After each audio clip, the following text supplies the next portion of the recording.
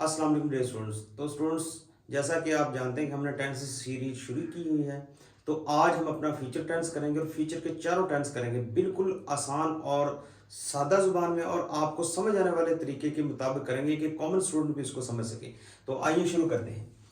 Future tense complete करना है जी, future indefinite tense. अब देखें आपके इसको फ्यूचर टेंस की निशानी क्या है कि इंडेफिनिट की कि गा गी गे उर्दू सेंटेंसेस के आखिर में आता है।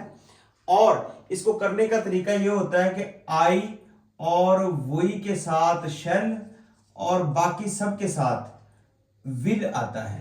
ये इसकी जो है वो तरीका है इसको करने का। और फॉर्म इसके साथ फर्स्ट आती है और उसके बाद सब्जेक्ट आता है। जैसे तुम अपने दुश्मन से सुलह करोगे तो ये क्या होगा, यू विल, क्योंकि यू के साथ विल आएगा ना, you will make peace, make peace with your enemy, you will make peace with your enemy, कि तुम अपने दुश्मन से सुलह करोगे। जब इसको नेगेटिव करना है तो वो आपको पता है कि विल शैल जो हेल्पिंग वर्ब है उसके बाद नॉट लगाते हैं। You will not make peace with your enemy. जब इसको इंटेरोगेटिव करना है तो फिर क्या करेंगे, विल को शुरू में ले आएंगे और बाकी सेंटेंस वही रहेगा। Will you make peace with your enemy. तो जैसा कि स्टूडेंट्स मैं आपको पहले भी बता चुका हूं कि जब किसी सेंटेंस को हमने नेगेटिव करना होता है तो सिर्फ उसके हेल्पिंग वर्ब के बाद नॉट लगा देते हैं तो वो नेगेटिव बन जाता है। अगर उसके हेल्पिंग वर्ब को स्टार्ट में ले आए, जैसे ये विल स्टार्ट में आ गया, तो ये अगर आप इसको पढ़ें तो सेम सेंटेंस ही है। जैसे will you make peace with your enemy, या इसको नेगेटिव करेंगे you will not make peace with your enemy. तो ये मेथड जो हर टेंस में ऐसे ही चलता है। तो अब हम अपना टेंस शुरू कर रहे हैं फ्यूचर कंटिन्यूअस टेंस। तो देखें जी, इसके हेल्पिंग वर्ब हैं विल बी और शैल बी। तो अब जब ही लगाएंगे, क्योंकि इसका सब्जेक्ट ही है, जैसे वो ही विल बी, तो इसके साथ आएगा will be. He will be making, making piece अपने दुश्मन से, विद ही का हिज आएगा, his enemy. He will be making peace with his enemy। जब इसको नेगेटिव करेंगे तो फिर क्या करेंगे, he will, इसके बाद नॉट आ जाएगा, he will not be making peace with his enemy। तो जब ये इंटेरोगेटिव हो जाएगा तो इसका विल जो है वो शुरू में आ जाएगा और फिर उसके बाद ही और फिर उसके बाद बी और फिर उसके बाद ये वर्ब आएगा। Will he be making peace with his enemy. चले जी, अब हम अपना टेंस नंबर जो तीसरा है उसको कर रहे हैं फ्यूचर परफेक्ट टेंस। तो जैसा कि आपको पता है कि इसके उर्दू सेंटेंस के आखिर में चुका होगा, चुकी होगी या चुके होंगे,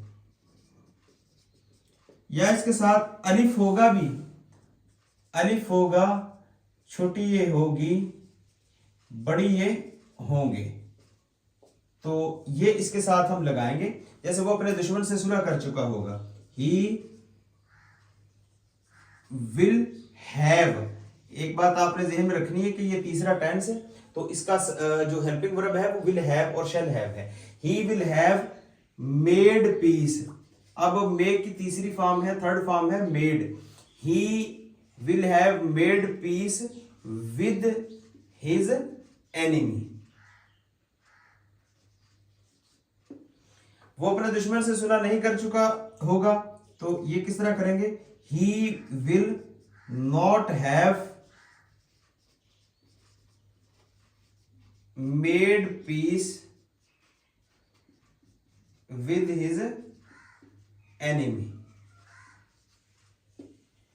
और ये क्या वो अपने दुश्मन से सुलह कर चुका होगा, तो शुरू में हम लगाएंगे will, will he have made piece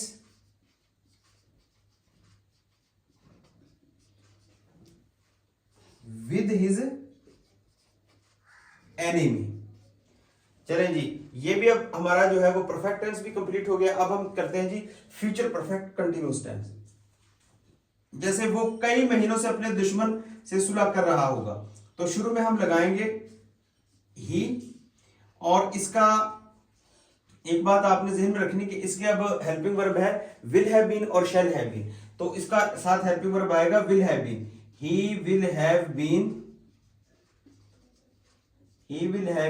making peace with his enemy. वो कई महीनों से अपने दुश्मन से सुलह नहीं कर रहा होगा, तो इसको कहेंगे he will not have been making piece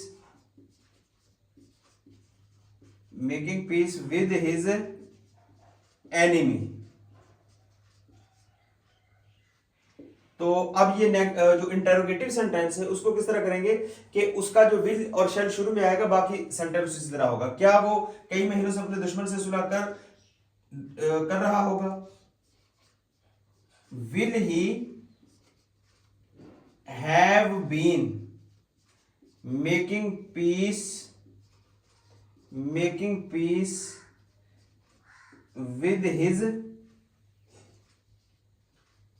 his enemy. कब से जी? कई महीनों से। For many months. अब ये जो है देखें कि ये मैंने जो फॉर मैनी मंथ्स है, ये जो सिंस फॉर का इसमें यूज होता है, ये मैंने एंड पे लगाया है। तो ये जो सेंटेंसेस हैं इनके साथ भी ऐसे ही ये एंड पे आएगा, for many months, for many month. तो स्टूडेंट्स, उम्मीद है कि आपको समझ आ गई होगी।